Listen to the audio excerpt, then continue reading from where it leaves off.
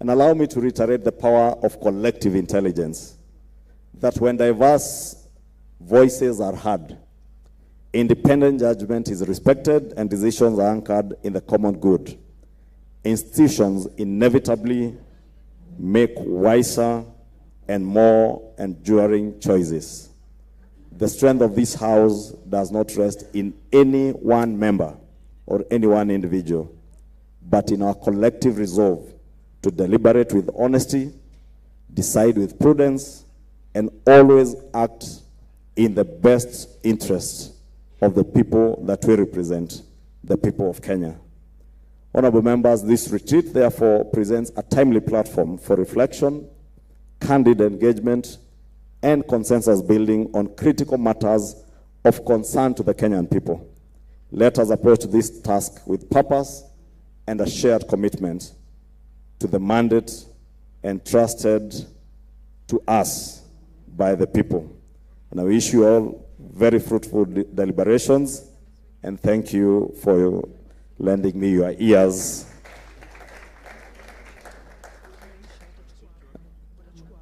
And with that, Honorable Speaker, it will now be my singular honor and pleasure to now invite the very right honorable, since Honorable Junet was right honorable, the very right honorable Speaker of the National Assembly, Senior Counsel, and our leader in the National Assembly, the Honorable Speaker Moses Masika Wetangula.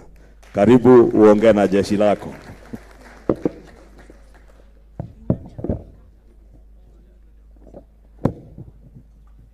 Asante sana. Asante sana, Mheshimiwa Ichung'wah. Happy New Year, honorable members. Karibu sana Naivasha, Nakuru County, the county where women rule. The only county with a woman governor, a woman senator, and 4 elected women members of parliament. Is there any other county with that?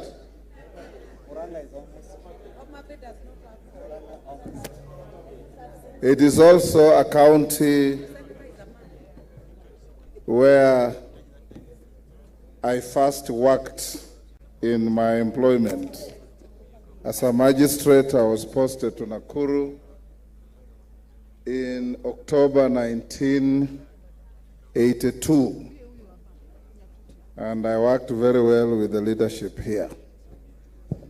Honorable members, welcome to this retreat, a retreat that brings us together at a time when this parliament is on home stretch. Before I say anything, allow me to acknowledge part of our leadership. We have members of the Parliamentary Service Commission, Honorable Faith Gitau, Commissioner, Honorable Mishimbogo, Commissioner. We have Honorable Rachel Ameso, Commissioner. And we have apologies from the Honorable Patrick Makau, Muhammad Ali. Okongo Mogeni will be here with us on Thursday to make a presentation. Honorable Matinga, Senator Unyeri, apology, and Honorable Mudama. We also have the members from among you who assist the Speaker in the discharge of his duties. My distinguished deputy, Honorable Gladys Boss, is here. Honorable Mada Wangari is here. Honorable David Ocheng is here. Honorable Peter Opondo Kaluma is here. And Honorable Rachel Nyamai is here. Is Omboko Milemba in the house? and Farah Maalim, I'm sure they'll be joining us.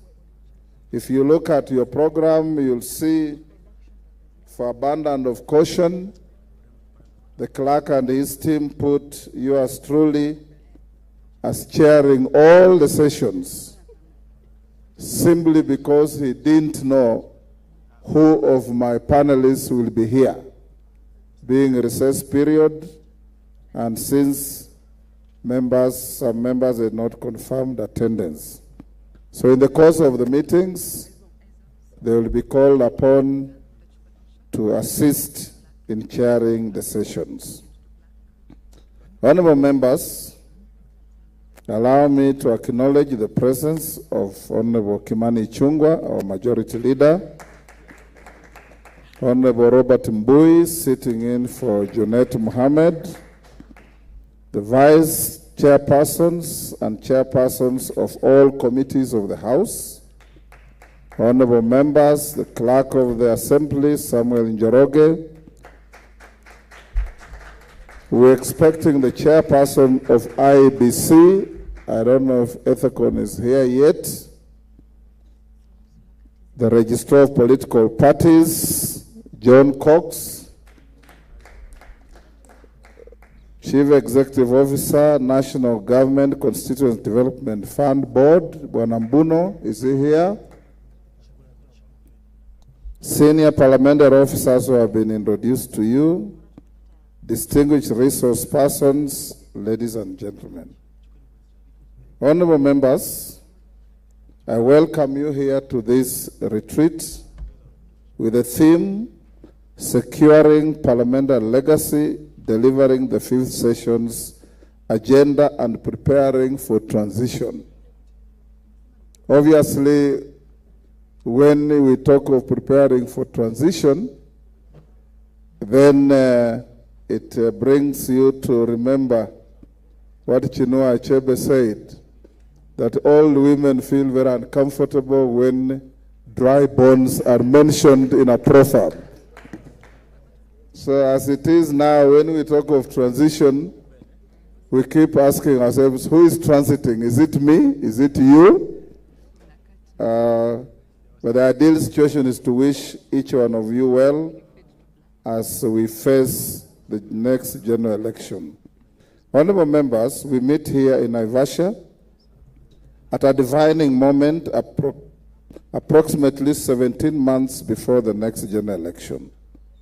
As political activity inevitably intensifies, this retreat offers us an opportunity to pause, reflect, and refocus. It allows us to step away from the politics that now dominate public discourse and to remind ourselves of our enduring constitutional responsibility of legislation, oversight, and representation of the people of Kenya with dignity and purpose. Honorable members, as we move closer to the election cycle, we must also remain alive to the political environment that naturally accompanies such a period. Experience teaches us that as political temperatures rise, positions harden, and competition intensifies. These dynamics are inevitable in a democratic society, but they must never be allowed to erode the integrity, dignity, and collegiality of this House.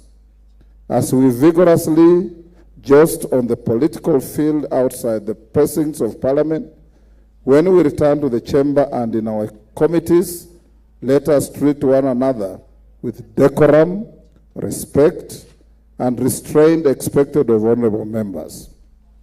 The authority of this House rests not only in the laws we pass, but also in the conduct we exhibit.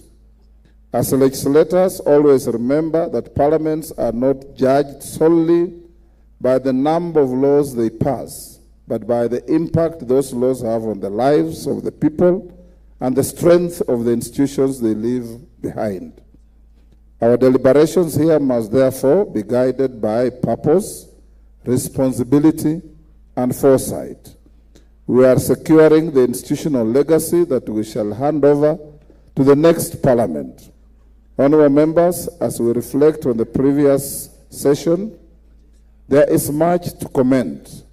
Attendance in the House improved significantly. Quorum challenges in the last session were minimal, and the quality of debate was notably enhanced.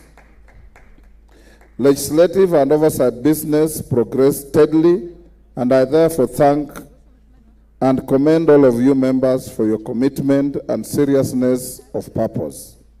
I wish to note with appreciation the marked improvement in the relationship between the National Assembly and the Judiciary. This progress demonstrates that while the doctrine of separation of powers remains fundamental to our constitutional order, institutional independence does not mean institutional antagonism. And indeed, last year, when we had the leadership retreat in Mombasa, we also had a colloquium with the Judiciary led by the Chief Justice, and those who are there saw how the camaraderie between the two institutions evolved and developed, and going forward, we hope that that is what it will be. Our respective mandates must continue to be exercised with mutual respect, dialogue, and restraint. A cooperative constitutional architecture strengthens democracy, promotes stability, and ultimately serves the interests of the Kenyan people. I therefore urge this House to continue engaging the judiciary and other institutions in a manner that is respectful, consultative, and anchored in the Constitution. Allow me, honorable members, to also acknowledge the presence in our midst of PS Aurelia Rono, the PS in charge of the State Department for Parliamentary Liaison, who we have invited to sit with us, and along the way she will be able to pick bits and pieces of some of the frustrations we go through in engaging some members of the executive. Honorable members, the preceding session also had its low moments. The loss of the former Prime Minister, the Right Honorable Raila Odinga, was one such low moment. Agwambo, as he was fondly referred to, was a towering figure in Kenya's political history, whose life was devoted to public service, unity, and the advancement of our nation. His leadership, courage, and commitment to democratic ideals earned him admiration across generations and across party lines. As we remember the immense contributions he made to our country and to the parliamentary fraternity, let us honor his legacy and the values he stood for. Agwambo, as you know, was the only politician in this country, arguably, who fought a good political fight, respected the outcome, and patriotically made friendship with everybody that they had fought with.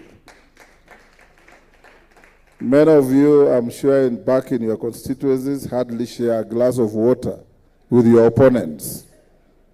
In the course of the fourth session, we also experienced profound sorrow following the passing on of 5 honorable members of parliament and several members of staff whose dedication to service will not be forgotten.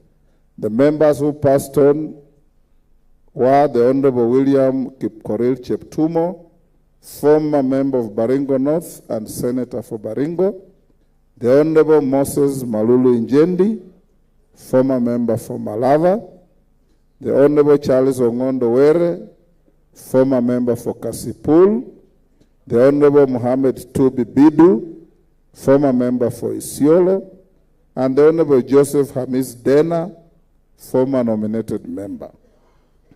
The year was also sadly marked with the loss of former members of parliament who include the Reverend Kennedy Odhiambo Nyagudi, the Honorable Ambassador John Koech, the Honorable Dr. Phoebe Muga Asio, the Honorable Catherine Mora Nyamato, the Honorable Delmas Anyango Otieno, the Honorable Francis Tome Nyamo, commonly known as FT Nyamo, the Honorable Enoch Wamalwa Kibunguchi, the Honorable Joseph Munyao, Order Honorable Aburi.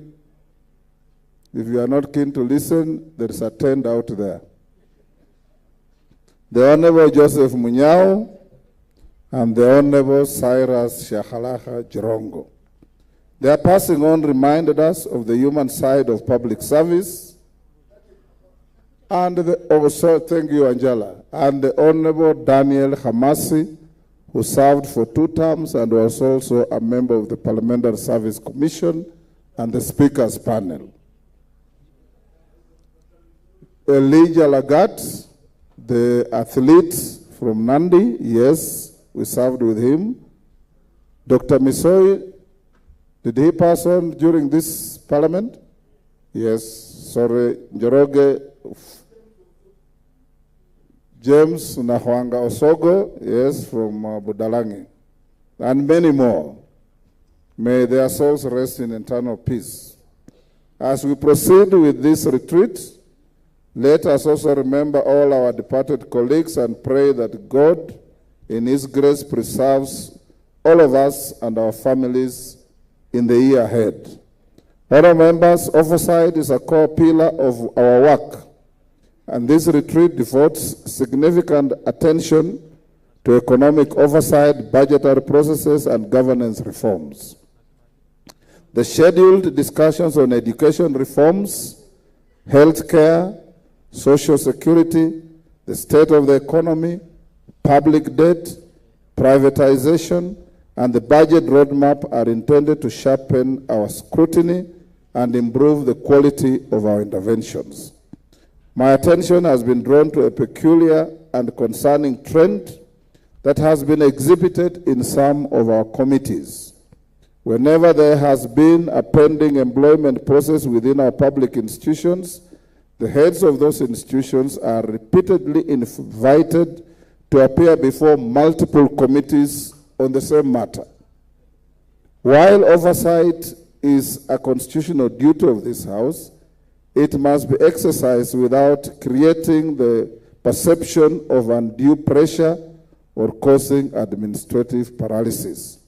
And I've directed the Deputy Speaker and her team of liaison to harmonize the manner in which members of the executive are invited to committees, because I get complaints where a PS or a minister is simultaneously invited to 3 committees of this House at the same time. And that is not right. It doesn't give us a very good name. For example, the Inspector General of Police and the Teacher Service Commission have on occasion been subjected to multiple summons over similar issues, with the reports and concerns subsequently escalating up to my office. I urge committees to coordinate their work and avoid duplication and ensure that oversight enhances governance and facilitates service delivery. And in this regard, honorable members, I wish to reiterate my guidance to audit committees, particularly PAC and PIC, to complete their work in good time. In the matter of audit committees, the constitutional timeline under Article 2298 for consideration and decision-making on the report of the Auditor General is 3 months of the tabling of the report in Parliament. This requires that committees work judiciously and expeditiously towards the conclusion of consideration and reporting. To comply with the 3 months constitutional timeline, I impress upon committees to explore use of written submissions to make decisions, refrain from inviting agencies with clean accounts and commend them, reduce rescheduling of meetings with ministries and agencies, and reprimand institutions that fail to appear in line with the provisions of the Parliamentary Powers and Privileges Act, and adopt a subcommittee model of considering audit reports. The splitting of the Public Investments Committee in this 13th Parliament was intended to improve efficiency. This must be adhered to so that we efficiently discharge our duties.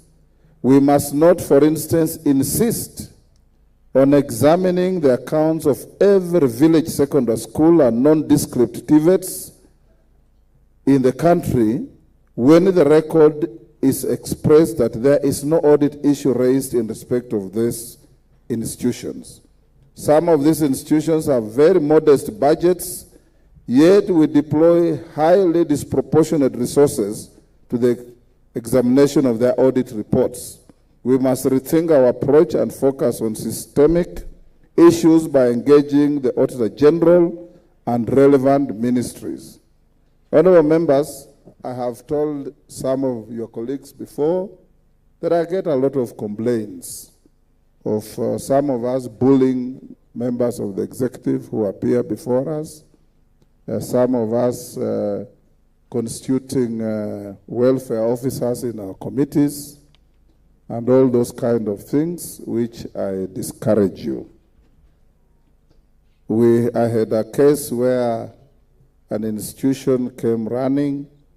They had a very small audit query, which was explainable, of about 400,000, but the story around that was not a very good one for Parliament.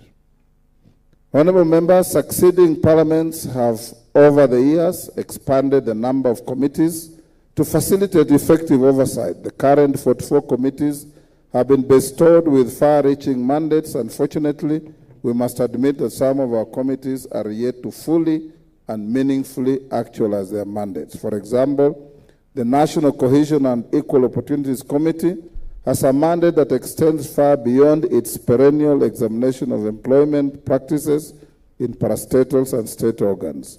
While fairness in recruitment is important, such a committee must also address broader issues of national cohesion, inclusion, marginalization, ethnic harmony, and equal access to opportunities across the sectors of the society.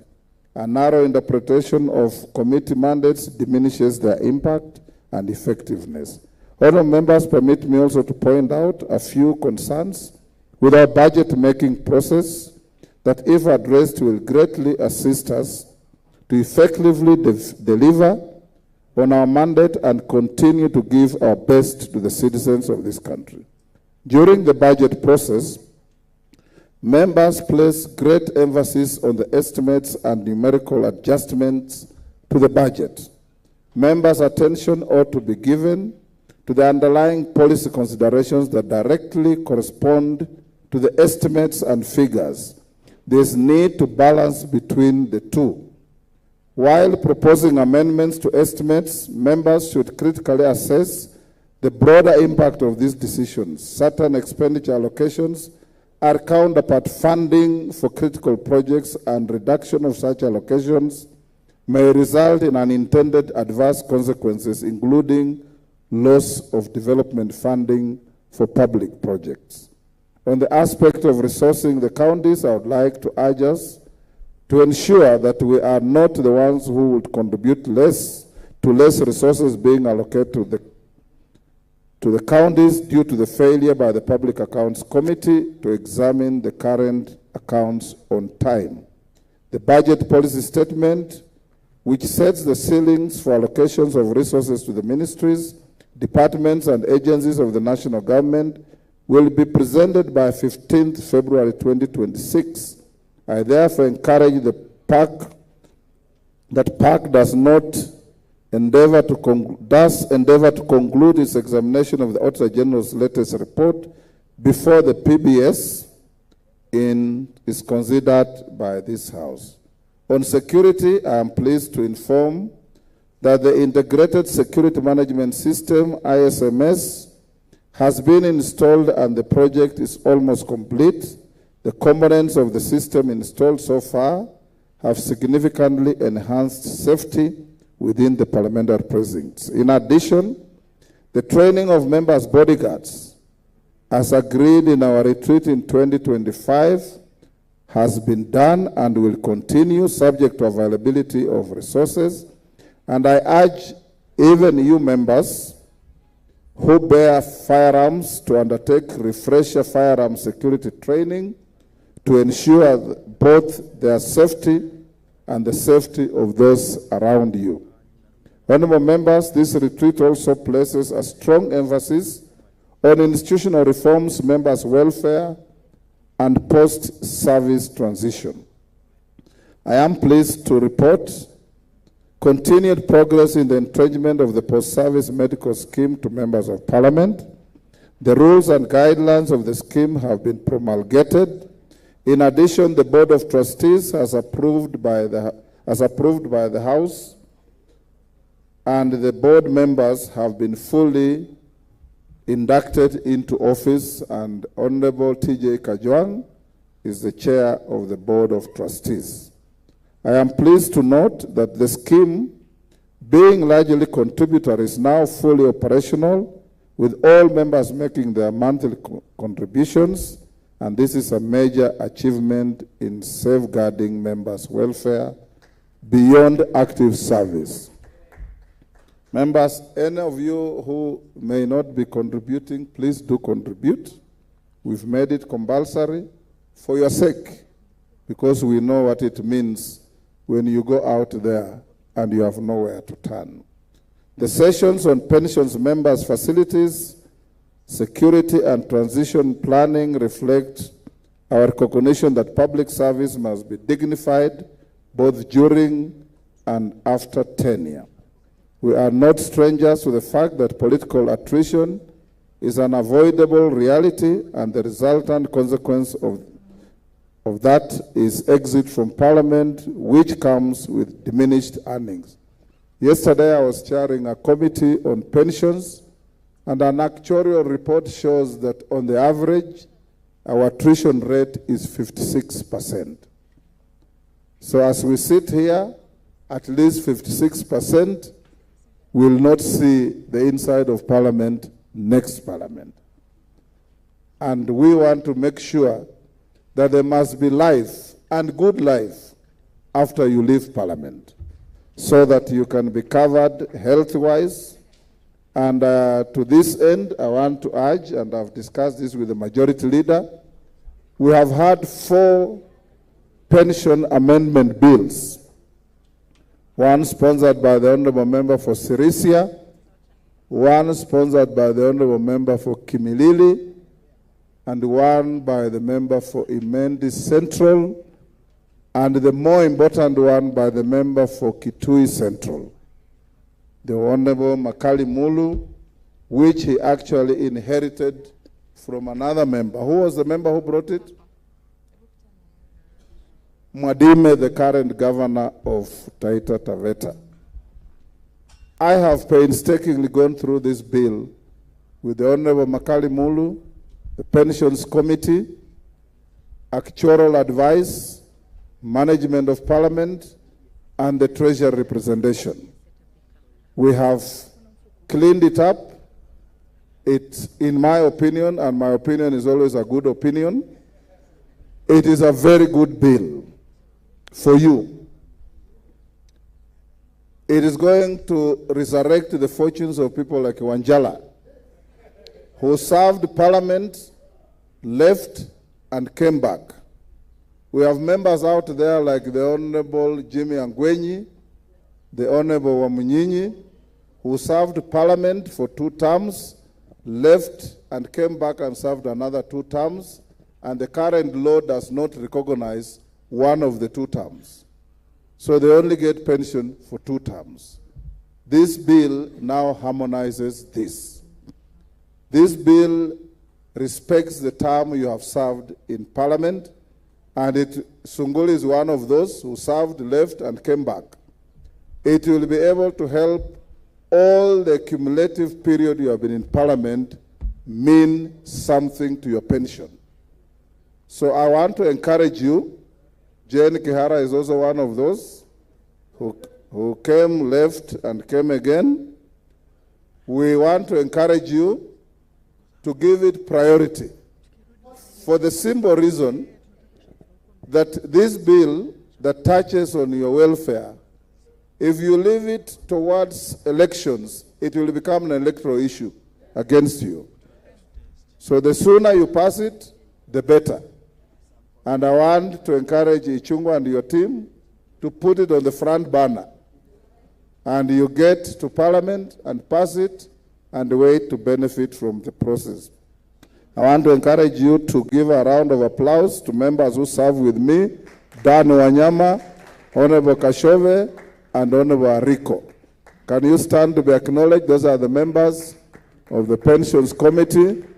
And of course, Honorable Makali Mulu, who has been a constructive member of the committee. And I assure you members, last night we sat with these members from 4 to 9:30 to clean up this bill for you. So the job is now in your court. Honorable members, as was alluded to by the leaders of majority and minority parties during the fourth session, the House passed several critical laws to strengthen governance, protect our economy, and respond to emerging national challenges. Members will recall that during the last session, Section 6 of the Kenya Roads Board Act and Section 47 of the Kenya Roads Act, which underpin the financing and classification of roads across the country, were invalidated by the courts. Apart from appealing the decision as a House, we did pass the Kenya Roads Amendment Bill 2025, sponsored by the House Legislative Caucus to address the issue. The bill was forwarded to the Senate on 21st October 2025 and is awaiting consideration.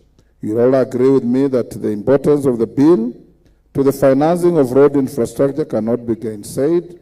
I would urge that all of us utilize our good offices to ensure the prioritization and passage of this bill. Members will also recall that Parliament enacted the Conflict of Interest Act 2025. In sections 31 and 34 of the law, we obligated all state and public officers to declare their income, assets, and liabilities regularly and in timely manner.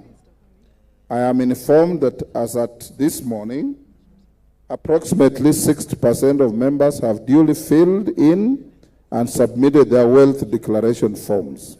I wish to remind us that the failure to comply with this law attracts penal consequences. For those members yet to comply, please move with speed and complete the forms and furnish them with the Speaker's office. You know, the original law was that these declarations you make were to be domiciled elsewhere. And you, as truly as your Speaker, in my infinite wisdom,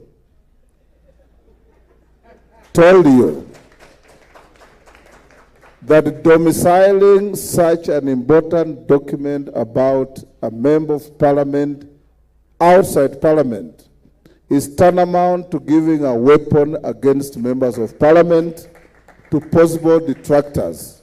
Because in politics, the difference between heroism and being a villain is skin deep. The hero of today is the villain of tomorrow.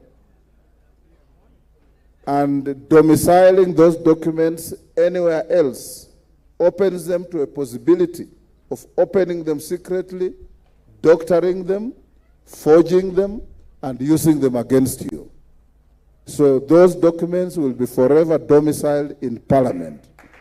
And anybody who wants to look at them must do so with cogent explanation and believable reasons that will convince Mr. Speaker to allow the documents to be looked at.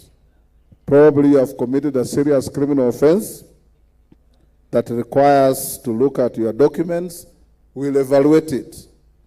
You can now see the wisdom in not allowing those documents to be kept by the police or to be kept by ESCC or any other agency. Because when governments change, it's like policemen on a straight line walking and being cheered on left, right, left, right. When you say about turn, number one becomes the last, and the last becomes number one.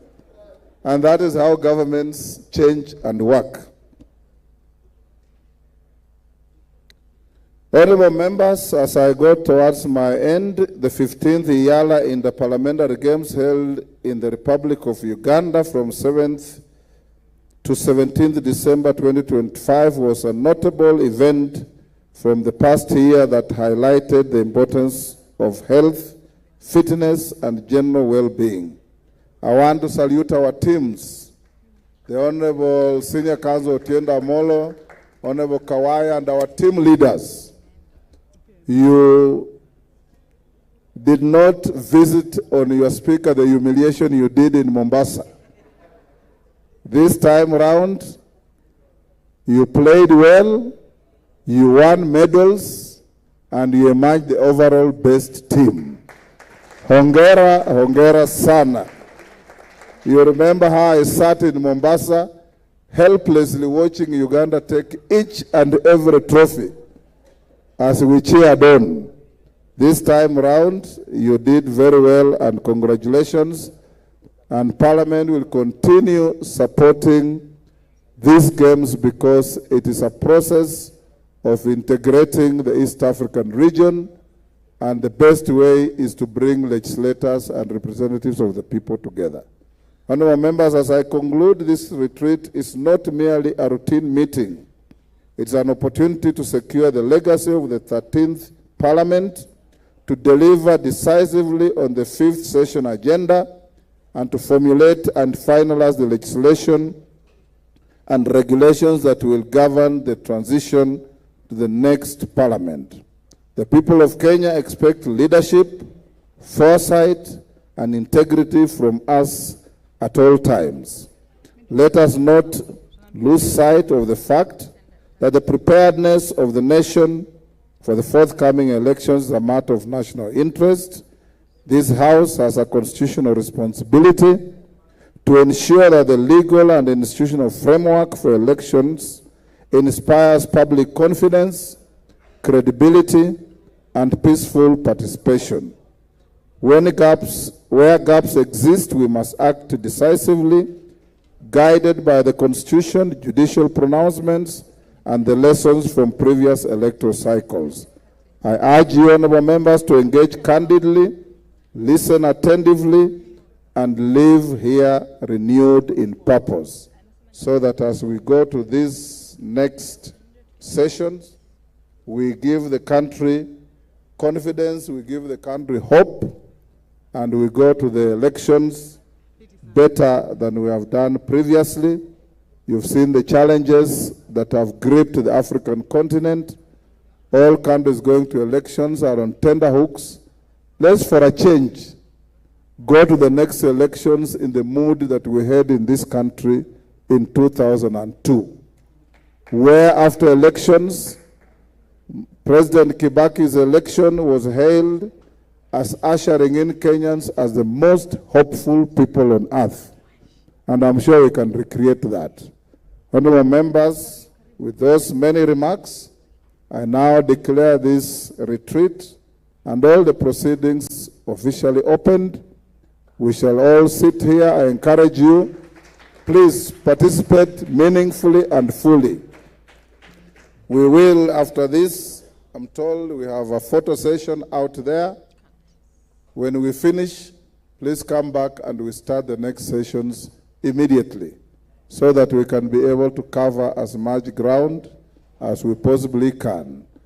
Nawashukuru sana, Mungu awabariki, muendelee kuombea nchi yetu, muombee rais wetu na mjiombee wenyewe. Mambo iwe nyepesi ikifika 2027. Thank you.